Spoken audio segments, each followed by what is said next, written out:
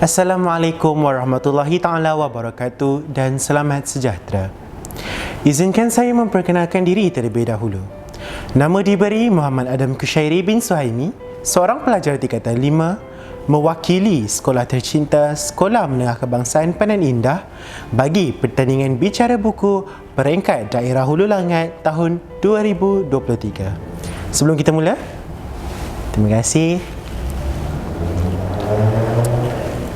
Eloklah di bulan Ramadan ini kita membangkitkan suasana itu, dan kerana pada masa yang sama juga saya akan membincangkan tentang satu buku yang sangat menarik isinya, iaitu Kisah-Kisah Para Nabi dan Rasul. Ianya merupakan terbitan Al-Hidayah Publication dan juga karya Abdullah bin Ahmad Mubarak. Kenapa saya pilih buku ini berbanding buku-buku yang lain? Kerana sudah semestinya kita sebagai umat Islam perlu mengetahui dengan lebih mendalam kisah-kisah para Nabi dan Rasul kita. Mungkin sebelum-sebelum ini kita hanya mengetahui kisah-kisah mereka melalui cerita ataupun kisah-kisah yang diceritakan di sekolah agama ataupun pendidikan agama Islam. Dan selalunya cerita-cerita sebegitu hanyalah kisah-kisah pengetahuan am dan tidak begitu mendalam tentang kisah sesebuah Nabi dan Rasul itu. Jadi apabila saya membeli buku ini, memang saiz dia agak tebal, tetapi apabila kita sudah mendalami dan membaca buku ini, kita akan mula sedar betapa menariknya buku ini kerana ianya bukan saja mengisahkan tentang para Rasul dan Nabi, tetapi mereka turut mengasingkan setiap bab ataupun subtopik bagi setiap Nabi itu mengikut peristiwa-peristiwa besar yang berlaku sepanjang kehidupan baginda Rasulullah SAW dan Nabi-Nabi yang lain. Seperti contoh kisah Nabi Hud alaihissalam, iaitu antaranya kisah-kisahnya ialah Nabi Hud berdakwah di tengah-tengah suku kaumnya, membalas pembalasan Allah Subhanahu Wa Taala ke atas kaum Aid dan sebagainya. Jadi apabila ianya dibahagikan sebegitu, kita akan menjadi lebih tertarik untuk membacanya kerana ianya lebih mudah untuk difahami dan ceritanya tidak ditokok tambah ataupun memeningkan untuk dibaca.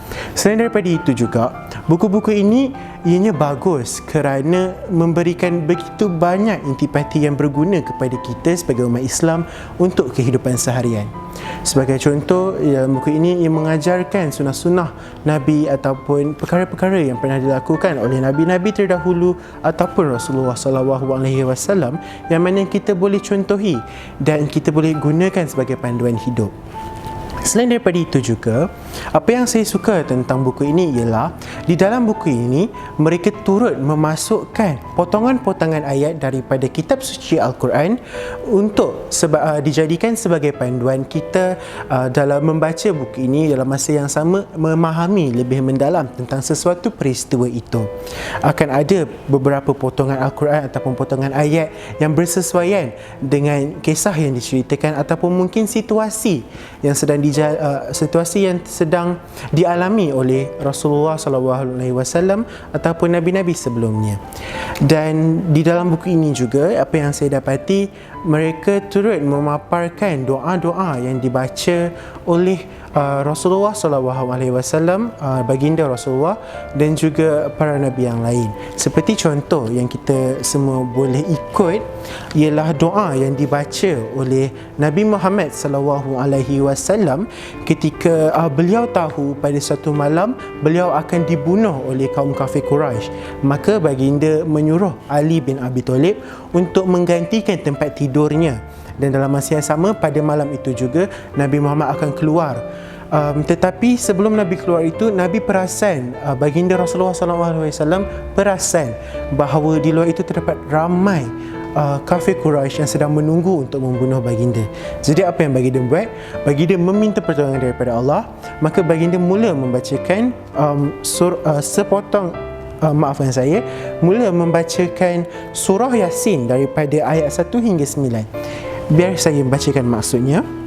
Yasin, demi Al-Quran yang penuh hikmah, sesungguhnya kamu, wahai Muhammad, adalah salah seorang daripada para rasul yang berada di atas jalan yang lurus, sebagai wahyu yang diturunkan oleh Allah yang Maha Perkasa, lagi Maha Penyayang, agar kamu memberi peringatan kepada suatu kaum yang nenek moyang mereka belum pernah diberi peringatan. Kerana itu mereka lalai. Sesungguhnya pasti berlaku perkataan hukuman terhadap kebanyakan mereka kerana mereka tidak beriman. Sesungguhnya kami telah memasang belenggu di leher mereka, lalu tangan mereka diikat ke dagu, kerana itu mereka terdongak.